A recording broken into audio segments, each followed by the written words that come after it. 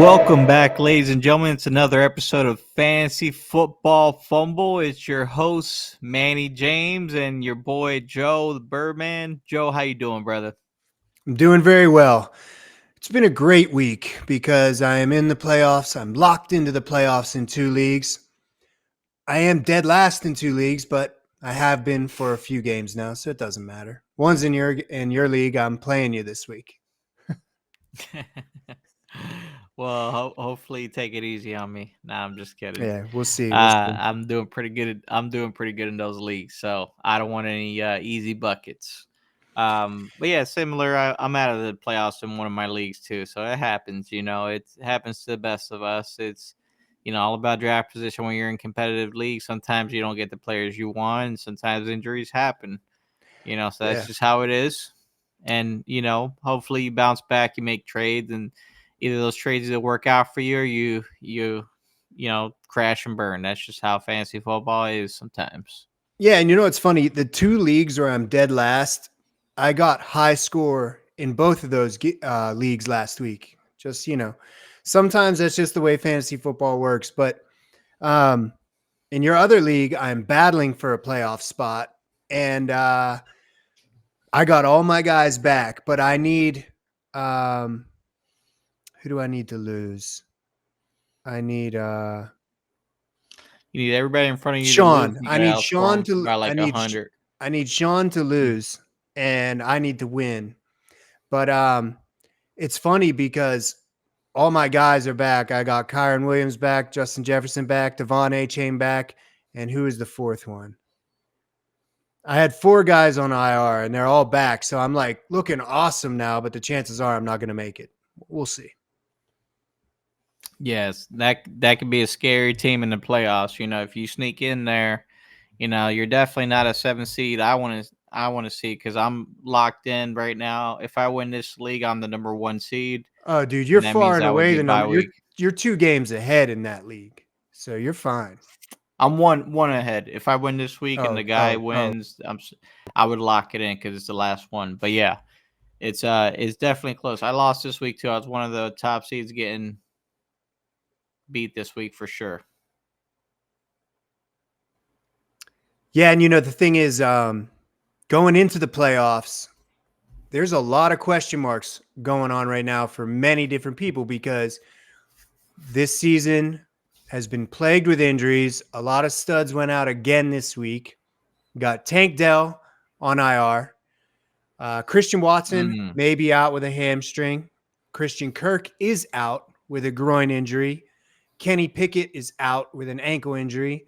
Ramondre Stevenson is out with an ankle injury. Derek Carr, I believe, is out with a few different injuries. Amari Cooper has a concussion, and Najee Harris might not play tomorrow because he has not missed a game in his NFL career, but this might be his first game that he misses because of a knee injury. So Yeah, that's going to definitely. affect, people battling for a playoff spot right now. If they got a couple of those guys in their starting lineup, like I'm sure you do and I do, I got Christian Kirk in a couple leagues, and I have enough depth in one league where I'm comfortable. But the other league, I got to play Rashee Rice, who I really like him, but I'd rather play Kirk. So we'll see how that pans out. Yeah, I mean, some of those guys people aren't going to miss anyways. They haven't been producing most of the year, but I Yeah. mean, there's a few guys that are going to be missed. Trevor Lawrence finally started producing; he's out for sure. Jonathan Taylor started producing; he's out. So Zach Moss supposed to have a breakout game. He wasn't really so great last week. More about him later, but Yeah. also some bye weeks this week. There's 2 bye weeks this week: Washington and Arizona. So I know Washington has been a surprisingly good offensive team this year. Sam Howell and obviously his receiver group have been good, not consistent, but good. And Brian Robinson started off hot first half. He's kind of cooled off a bit. So they might be missed for some flex pieces, but not anything crazy. Yeah. And in Arizona, of course, James Conner finally back from injury. He looked good last week in the revenge game against Pitt, which I did think was going to happen. So that looked pretty good too. A couple miss pieces there, and Kyler Murray. So, either way, And this Trey week's going to be McBride. a good week. If you were lucky enough to grab Trey McBride, you're probably scrambling for a tight end right now. Yeah, and he's been putting up a solid 7-8 points. Last couple weeks he had a big week, but much like the tight end crapshoot, you're gonna get like a big week and a couple standard weeks. Yeah, Unless you got your he's had a few big weeks, but you get the regular expected tight end production sprinkled in with that, just like pretty much everyone that's not Travis Kelce. It's the same with like the good tight ends will still have so many up and down games that he's definitely Trey McBride is definitely on the top tier of tight ends, but the only guys that have been steady producing pretty much all season have been Kelce and Sam Laporta.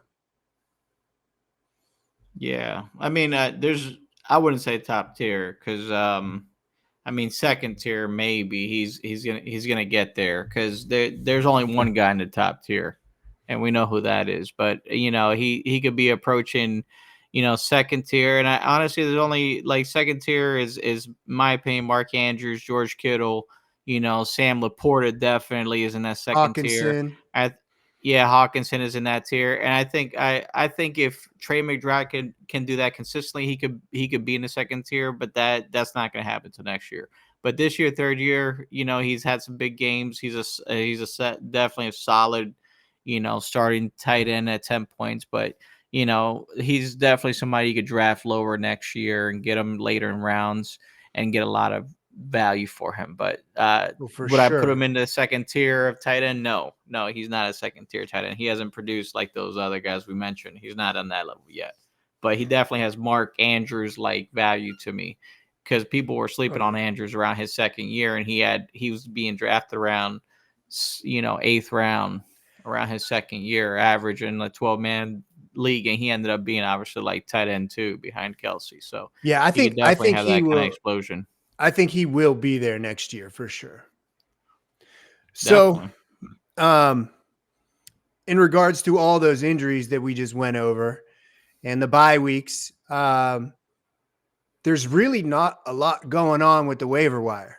You could pick up Noah Brown because I feel like he's going to be the wide receiver 2 alongside Nico Collins. He's had bigger games than Robert Woods, so I expect him to fill that role.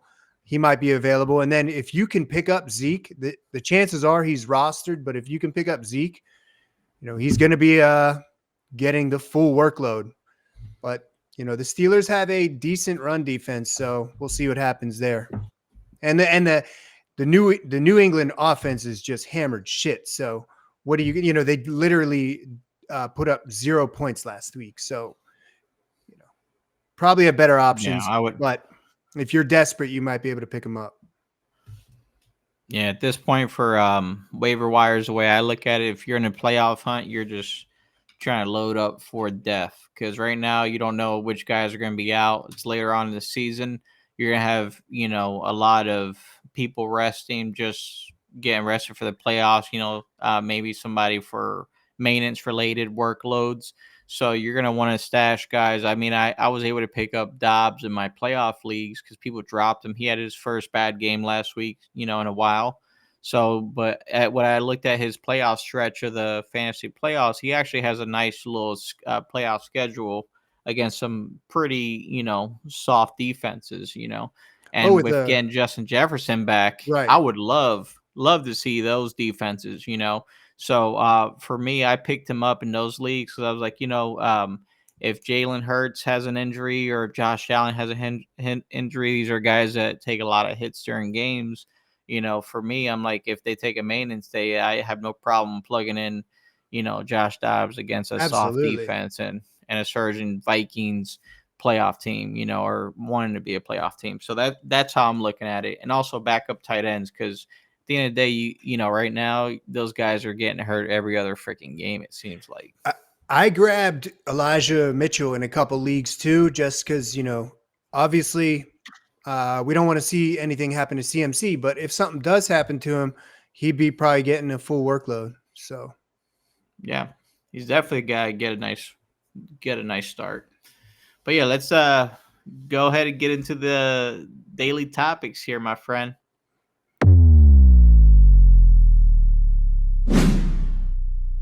All right, big ballers, welcome back. It's time for our hot matchups of the week over here. And Joe, who do you have for your hot matchups this week? Well, I'm going to start off with the 49ers versus the Seahawks. Last week, I talked about the Cowboys and the Seahawks and how it was going to be a one-sided game and that the Seahawks were going to be playing catch-up. And I was wrong. That was a close game the entire time. The Seahawks have virtually no defense, but their offense has looked great lately.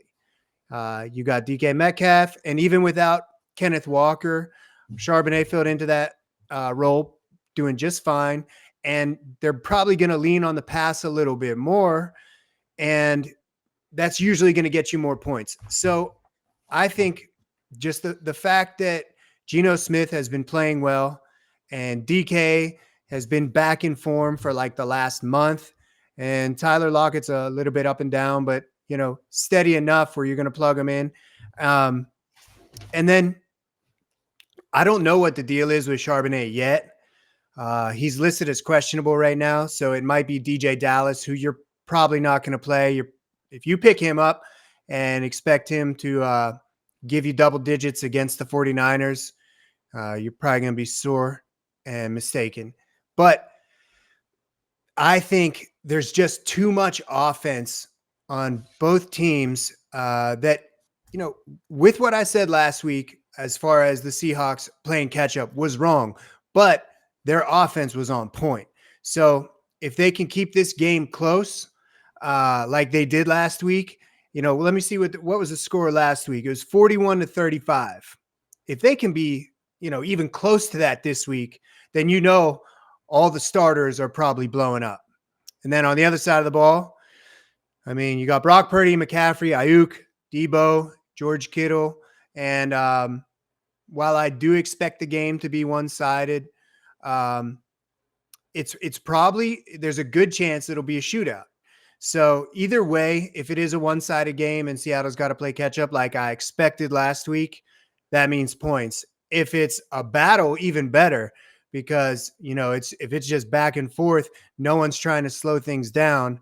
That'd be great. And that's what happened last week with Seattle. Their offense has looked really good, and the Niners offense, as always, is looking good.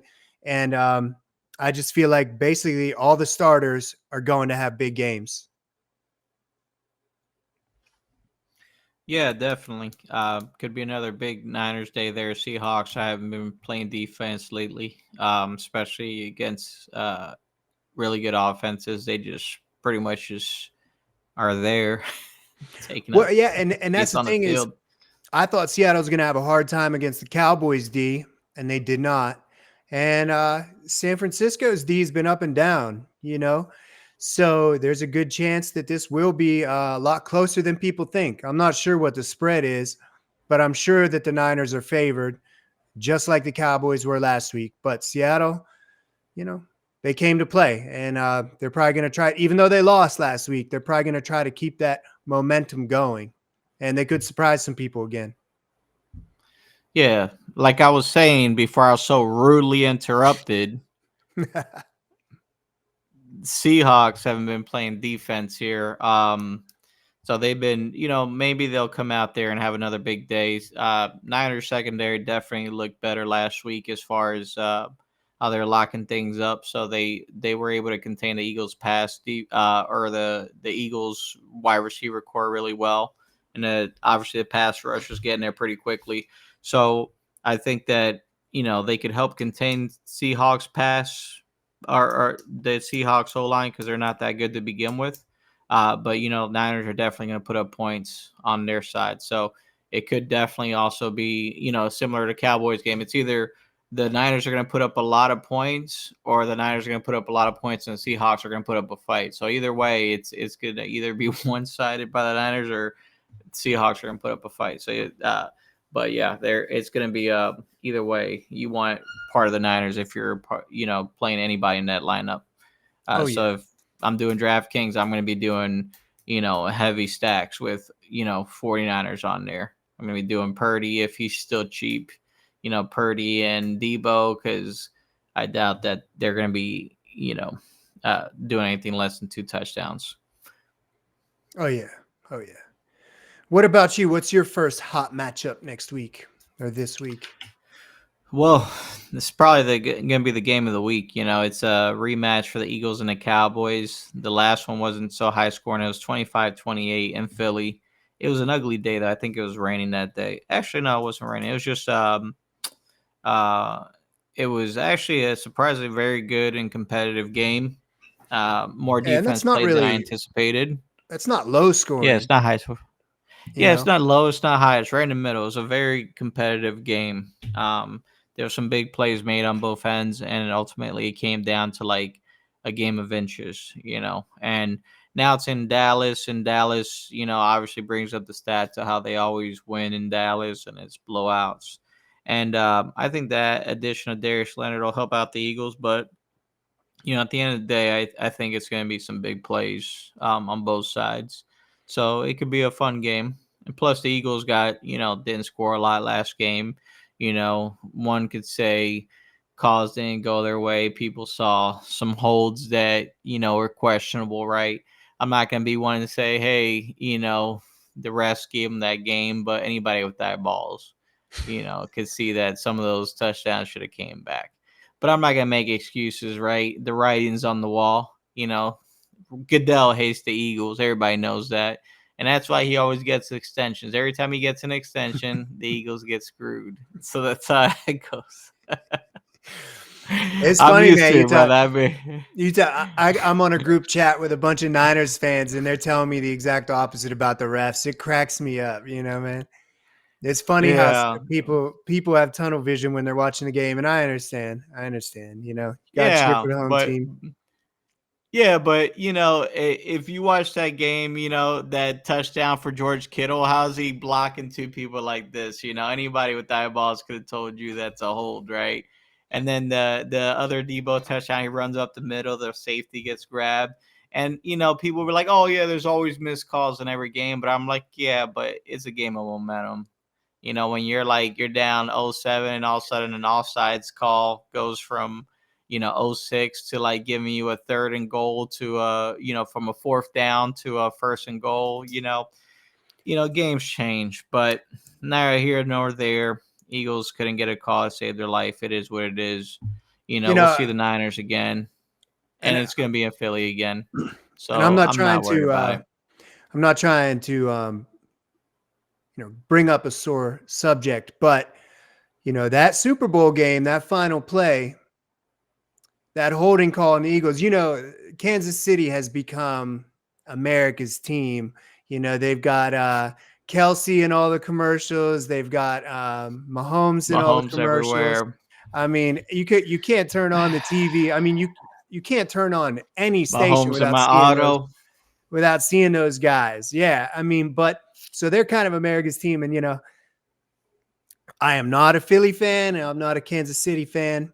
I've got plenty of friends from Kansas City and Philly, and man, everyone kind of agreed that last play was suspect. That holding call was a bit much to call at that point in the game, and you just feel like Philly.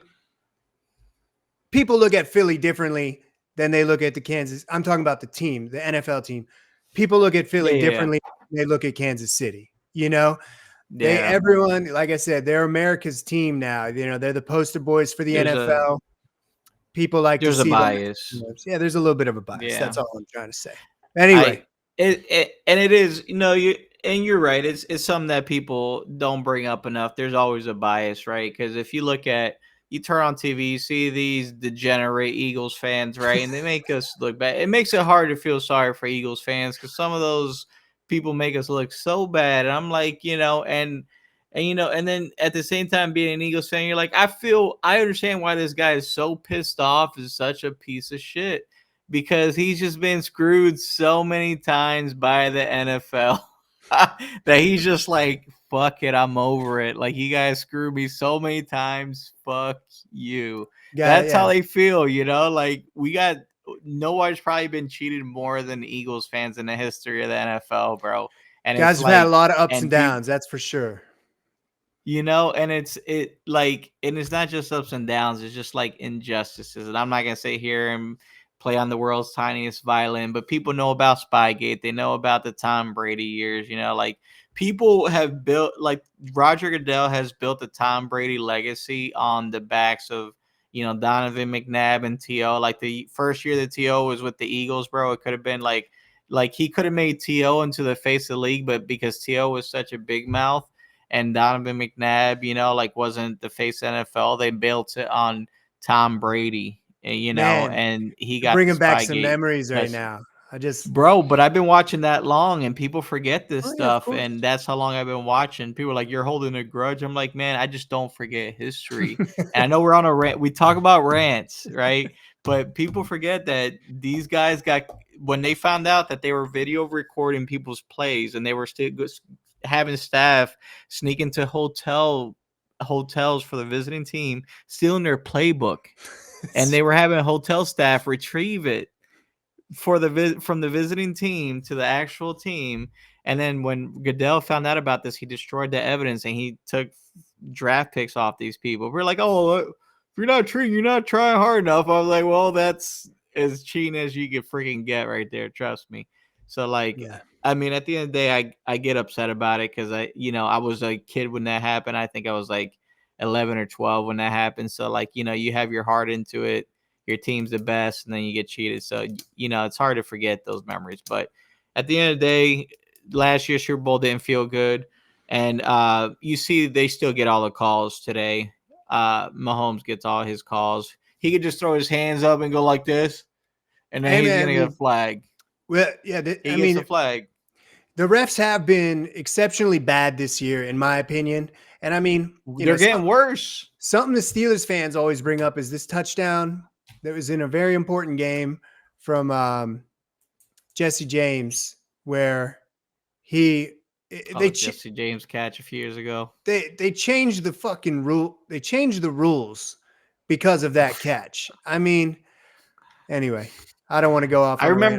remember that catch vaguely, obviously, because I'm not a Steelers fan, but I remember the controversy. There Yeah, was some controversy behind the catch, like how they changed the rules. it And was a there's catch. always It was some absolutely a controversy. catch. Like there's no way you can watch that and say it wasn't. But anyway, I don't want to get on another tangent. It was a catch. Dak was a Cowboys receiver, Des Bryant. It was a catch. So my second As an hot Eagles matchup of the fan, week is the Bills versus the Chiefs. Both teams are coming off a loss in their last game, and I feel like they're going to come out playing hard. And the Bills are rested from their bye week last week. They're 6-6, so they need to win. And the Chiefs are battling for a first round bye, so they're going to be playing hard too. They want this win bad. And I think everybody, as far as the offense or people you'd have on your fantasy team, I think everyone's healthy. I don't think there's any injuries you got to worry about. There's a few linemen that are injured on both teams, but I don't know how much that'll affect the game. I guess we'll have to see. But all the guys you're going to be playing are fully healthy. I expect this to be a back and forth game with a lot of big plays on offense and defense. So we'll see. The Chiefs and the Bills, their offenses have been pretty solid, but their defense has been a little bit up and down. But I just expect them all to be firing on all cylinders and playing hard. and I feel bad for the Bills that their bounce back game where they're trying to get a playoff spot has to be against the Chiefs. When Trevor Lawrence just went down, because the NFL is going to try to give this game to Mahomes, and the Bills need it. The Bills need it to get in right now. They're fighting for a wild card. So Josh Allen's going to play his ass off, and they're going to talk shit about how Josh Allen isn't this clutch quarterback. And he's going to put on another performance. I know all these Bills fans are salted. Like, Bills got cheated. Yes, there was a couple bad calls against the Eagles, and I'm not going to sit here and pretend like there wasn't bad officiating. But there was bad officiating on both sides. Josh Allen also, flopped and got a roughing the passer, right? a 260-pound quarterback that just throws defenders around like that all of a sudden gets bumped and he throws himself back and that's a roughing the passer. Come on, guys. Like let's all be honest here, right? Like, there's some bad calls on both sides. But anyways, so I think he's going to put on a great performance, but unfortunately the Chiefs are going to get a lot of calls their way. They just lost to Trevor Lawrence and the Jags, who were going to have the best record, are no longer as entertaining as they once were. So guess what? It's about selling pay-per-views. It's about selling, actually, it's about selling commercial slots, right, for the Super Bowl. Apparently. So that's how they make their money. So Jags aren't going to sell tickets if Trevor Lawrence isn't playing and Christian Kirk isn't playing. So now the Jags aren't sexy anymore. So who's the next top seed going to be? It has to be back to the Chiefs. Mahomes and my auto, Taylor Swift, right? The Travis Kelce show. What's going to sell more Super Bowl tickets than that, right? So that's what we're going to see. We're unfortunately, that's where the legacy was built. That's 100% true. Yeah, it's all about the money, man. Why do you think this guy Goodell gets paid, bro? Every year, like this, like officiating gets worth. He just got another 2-year extension this year. The guy, he's getting paid in this undisclosed amount of money, and I was like, how much dirt does this guy have on the owners? Because there's no accountability with these refs, and yet he still gets extended every single extension. I don't get it. Yeah, I mean, people have been complaining about him for a long time. Imagine how exciting it would be to have Taylor Swift do the halftime show in a Chiefs Super Bowl. You know how many people would tune into that? It would be advertised so heavily. You'd get like twice as much viewership just because of that, I think they already picked a rap group or something. It's like Dr. Dre or something doing it with some like robot or like somebody. They're reincarnating somebody. I can't even remember who it is. It's God, they're doing that shit again. Okay. Yeah, like how Tupac at like Coachella or something. I don't know. That's creepy to me. I'm not into that. Yeah, neither am I. I think they did it with Prince dead. Didn't they do that with Prince one year? Prince. Yeah, they did it with Prince too. Yeah, man. Let the dead rest, man. Don't bring their licensing and them back from the dead like that. That's kind of weird. But the hologram shit is also weird. blasphemy. Yeah. Blasphemy. Anyways, my hot matchup of the week, my second hot matchup, I got the Lions versus the Bears. Okay. I think that's going to be some fireworks. Justin Fields, I think this is his third game back from injury, or second game back because he had the bye week before that. Yeah. So he's looked good. Actually, bye week was last week. So he's looked good. Back from injury. He's rested up. They have obviously a new coordinator. Dante Forming may be back. Who knows?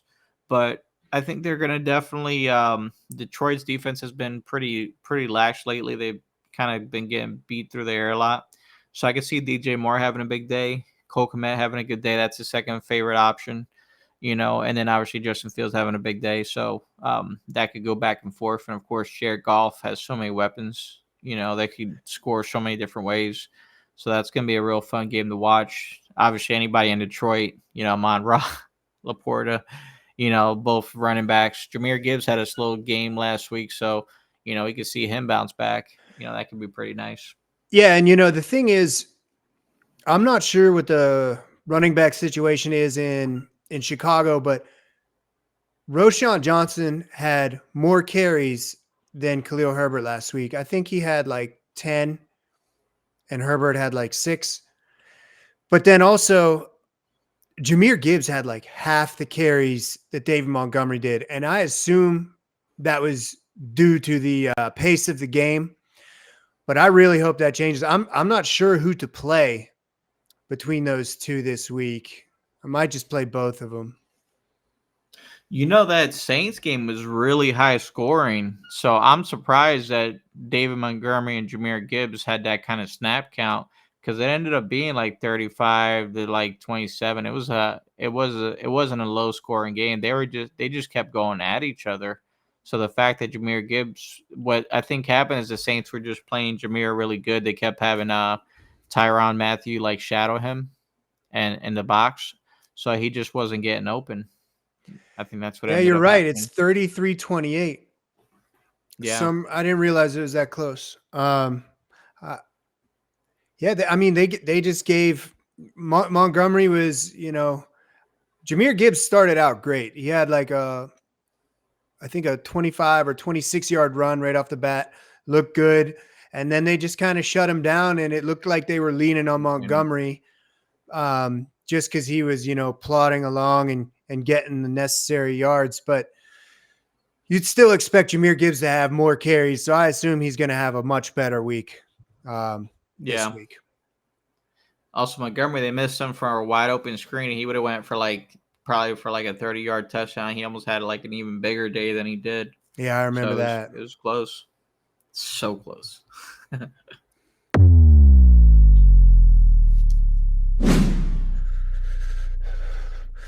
Well, Manny, it's early December, and it's cold up in here. It's time for the cold call of the week. Who is your first cold call of the week? Actually, your only cold call of the week. We only do one each. Who is your cold call of the week? Yeah, so you touched on this players team a little bit earlier, but it's definitely going to be the Jags versus the Browns.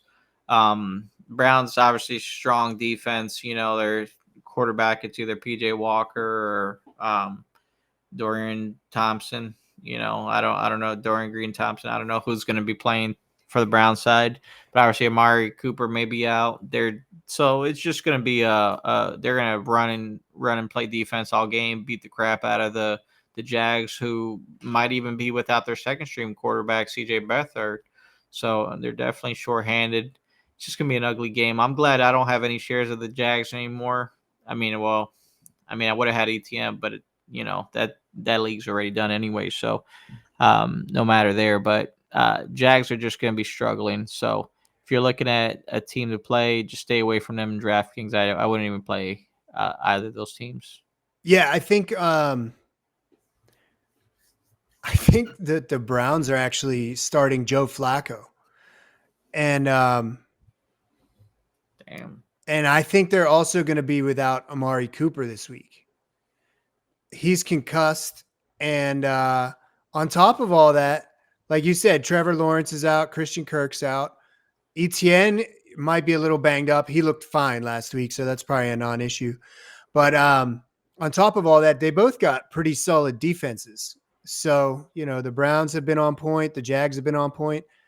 I think this is going to be brutal and something you want to stay far away from unless it's one of their defenses. I would definitely start the Jags and the Browns on defense and steer clear for pretty much every player on the offense, except for, I guess, Jerome Ford is someone you could play. And of course, Etienne. I wouldn't play Ridley or anybody else on the Jags. And I think Jerome Ford's the only person you'd play on the Browns. Elijah Moore had 12 targets last week. So if you're real desperate or you're looking for a possible DraftKings lineup where you're going to save some money, you might be able to plug him in. But anyway, my cold call of the week is the Steelers versus the Patriots. Now, we saw the Patriots against the Chargers last week. That game ended 6-0. The Patriots didn't put up any points at all. And their defense is actually pretty good. So let's see. The Steelers are without Kenny Pickett. They're probably going to be without Najee. And Ramondre Stevenson is out. And I actually don't know who the quarterback is going to be for either team. Might be Mitch Trubisky for the Steelers. And I really don't know who it's going to be for the Patriots. But either way, you're staying away from every player on that team. You could maybe start Jaylen Warren, but I wouldn't be confident with that because the Chargers couldn't do much against New England last week, and I don't think the Steelers are going to do any better than Austin Eckler could.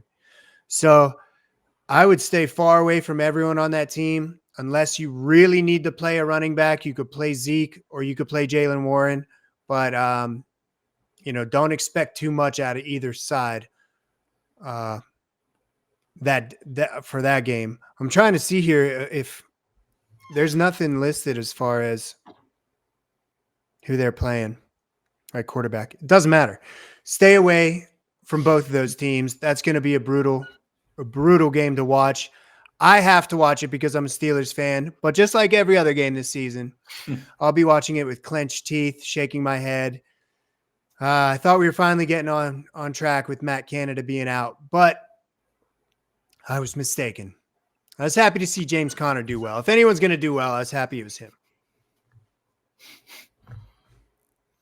Yeah, injury bug, man. I don't have any further to add to that. I mean, that you pretty much hit it all. Yeah, it's going to be bad.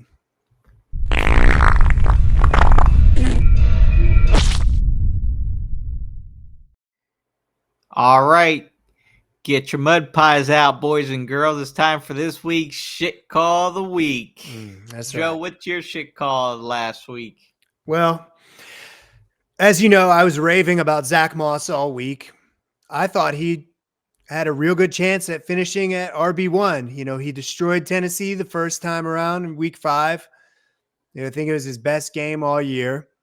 Tennessee has a rock solid run defense, so I should have tempered my expectations a little bit, but I didn't, and I was wrong. He finished with less than 8 fantasy points, and Tennessee is a tough defense, so I should have told you to proceed with caution, but instead I said go all in. I showed you that one DraftKings lineup where if he hit, I would have made a lot of money. Everyone else in my lineup was on fire, and he let me down. And I had him as the king for one of those showdowns. But anyway, I think he's going to have a bounce back week. He should do very well against a depleted Cincinnati. But I was wrong about him last week. He was a total disappointment. Well, that's a really great lineup you put together. Like, I mean, I had him in every single one of my lineups. I just thought for 4,500, like, you can't go wrong. So, for sure. Definitely. What about you? What's your shit call of the week, Manny? Last week I thought that Broncos versus Texans was going to be pretty high scoring. I mean, nobody anticipated that Tank Dell was going to get his fibula broken under a dog pile for a run. So that kind of like screwed not just that game, but a couple of my fantasies, depth for the season. Because I had him in 2 leagues. I was just so happy because he was my second, third best receiver. And I just went from like having this wonderful death. It kind of felt a little bit like last year when I had Breece Hall, but it didn't hurt as bad as Breece Hall, but it felt a little similar. Yeah. Dude, totally. But I was like, this game, it kind of, it was a little bit disappointing because I expected Texas to do better. Nico Collins really showed out. I was impressed with that, because he was the number 1 guy. And the Broncos have a shutdown corner in Pat Surtain, and they shadowed him, and he still did good. So I was actually pretty impressed that Nico Collins is that guy. So I think that, going to next year, he's somebody that I'm going to definitely have rated pretty well, which I was also high on him this offseason as well time. As a nice little sleeper pick. But, Broncos definitely disappointed. I thought Russell Wilson would step up a little bit more. They only scored 17 points. Cortland Sutton was definitely the guy. I thought he would be do pretty good. But, it's just a disappointing game all around. Not a lot of points. 17-22 was very low scoring. The spread was 47. They only hit 39, and it's just, a very underwhelming game altogether. Yeah, and that's going to be, something that's messing with my teams too. I actually had Tank Dell in 4 fantasy teams, but 2 of those I'm probably not going to make the playoffs, but the other 2 I'm in the playoffs. So luckily I have enough depth, but one of those teams I had Christian Kirk and Tank Dell. So it hurts real bad. I'm in a bad spot now. But anyway, yeah, that was unexpected, disappointing. I had Tank Dell in a bunch of lineups too. Yeah, still makes my stomach turn saying his name. It's what a badass name. Tank. Still early. He'll be great. He'll be great next year. Early.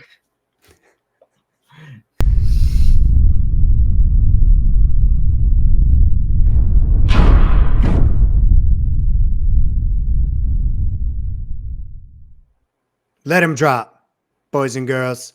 Let him drop. It's time for the Big Balls Call of the Week. I am going to kick things off, and although it's been against really bad teams, the Colts defense have been very impressive over the last 4 games, and I expect that to continue against a depleted Cincinnati Bengals. And I predict they will finish as the top fantasy defense this week. They've been rolling. I expect them to continue rolling. Again, it's been against bad teams, but Cincinnati's without Joe Burrow, and that changed everything. So I expect them to have another big game and finish as a top fantasy defense. I hear that. Now, for my big balls call, I was like, who's going to have the biggest balls this week? And it has to be somebody that actually, had their balls cut off last week. And that has to be none other than my team, the Philadelphia Eagles. So I think that the Eagles against the Cowboys are going to have a big day. Obviously, I know I already have them as my highest scoring game of the week, but I think obviously Jalen Hurts and A.J. Brown have another big day. I'm going to see them going off. Definitely at least 3 touchdowns, between them, 2 for Jalen and 1 for A.J. Brown, but at least 125 yards receiving for A.J. Brown, 300 yards, all-purpose yards for Jalen Hurts, 3 touchdowns for him. So, and that's like 2 passing and a rushing touchdown. So I see the Eagles at least doing that, pulling off the win over the Cowboys, and the Cowboys, it's going to be a 35-30 win over the Cowboys. So that's what I have for my big balls call of the week. 35-30, huh? 65 points. I don't even know what the spread is. I don't care. That's what's going to happen. Man, I hope you're right. I just willed it. I feel it. And I feel feel it in my stomach. I love it, man. Run some lineups, bro. DraftKings. And I think A.J. Brown is due for not just a big game, but a huge game. Because he was just running a train on everybody, and then he kind of slowed down. So I want to see that. I want to see that train keep rolling. And I have him in only 1 league, but I'm fighting for a top seed right now. So if I win, that'll be huge for me. I want him to have a huge week.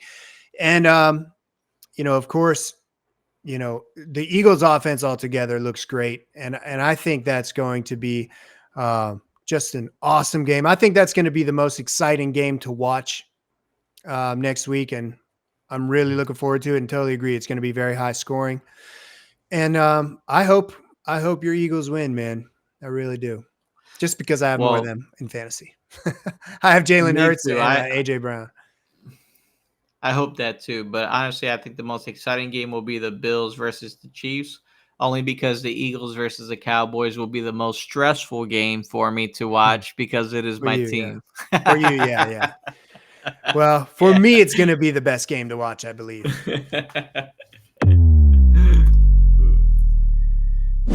Ladies and gentlemen, thank you for coming back for another episode of the Fantasy Football Fumble. It's your boy, Manny James, and Joe here for another episode. Thank you so much for joining us, guys. We appreciate the love and support. Sorry we haven't gotten you guys any player profiles. We have been busy. It's holiday season. I'm not going to lie, it's been a long season. We are working for you guys. Maybe if you guys, start sharing us some more, start getting us some sponsors and some paid sponsors, we could start hiring some editing crews over here because, man, we are putting some hours for this, boys and girls. Yeah, it's all good, though. I was just telling Manny before we started recording, I've got a plan for going into next season. We kind of, I wouldn't say we rushed into this season, but we're kind of preparing as we were recording. So we're getting things set up for the first few weeks. As we were recording, we were putting things together. If you look at the first few episodes, our transitions look different than the ones we got now. So we were kind of building over the first 2, 3, 4 weeks of the season. And going into next season, we're going to be more prepared, but I'm also going to have some better equipment. I told Manny I'm going to get a new computer, just make sure that things are tip top to make things a little bit easier on our side. Yeah, but we do appreciate everything, guys. And, don't forget to give us some feedback. Let us know what you think. And, we'll see you guys again here. Same time, same time, same time, same place next week. Thank you so much, guys. Have a good night. All right. Take it easy. See you guys later.